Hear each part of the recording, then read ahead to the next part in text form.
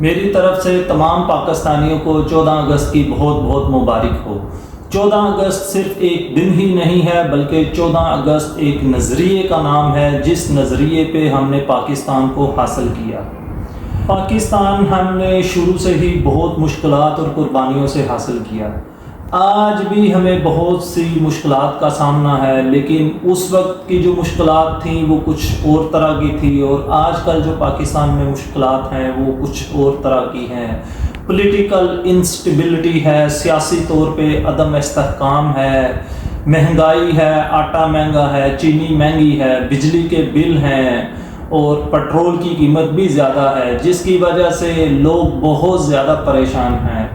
لیکن میں آج آپ کو یاد دلاتا چلوں کہ اتنی مہنگائی، اتنی پریشانی، یہ ساری پولیٹیکل انسٹیبلٹی کے باوجود بھی آپ دیکھ لیں کہ زندگی چل رہی ہے، لائف چل رہی ہے، لوگ اپنا کام کر رہے ہیں، مزدور اپنی مزدوری کر رہا ہے، وکیل اپنی وکالت کر رہا ہے، جج صاحبان اپنی عدالتوں میں فیصلے دے رہے ہیں، ڈاکٹرز حضرات اپنی ڈیوٹی پہ اپنے ہاسپٹل، اپنے کلینکس میں جا رہے ہیں، انجینئر اپنی انجینئرنگ کر رہے ہیں، پولیس والے اپنی ساری خدمات سر انجام دے رہے ہیں، آرمی والے اپنی ساری خدمات سر انجام دے رہے ہیں، ٹیچر بچوں کو پڑھا رہے ہیں، بچے اسکولوں میں، کالجوں میں، یونیورسٹیز میں جا رہے ہیں، ملک چل رہا ہے۔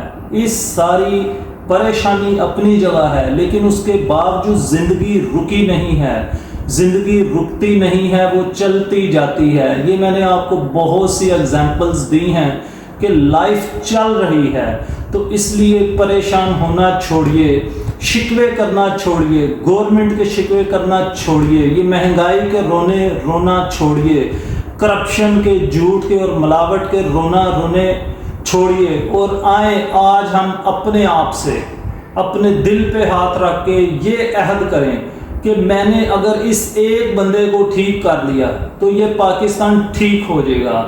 میرا نام ہے ڈاکٹر اعجاز علی، میں ایک فزیوتھراپسٹ ہوں۔ اگر میں نے اپنے آپ کو ٹھیک کر لیا ہے، میں اپنا کام ایمانداری سے کرتا ہوں، میں اپنے پیشنٹس کے ساتھ اخلاق سے پیش آتا ہوں، میں توجہ ان کی پرابلم کو، ان کی بیماری کو، ان کی ڈیزیز کو سالو کرنے پہ رکھتا ہوں، تو آج سے آپ بھی عہد کر لیجئے۔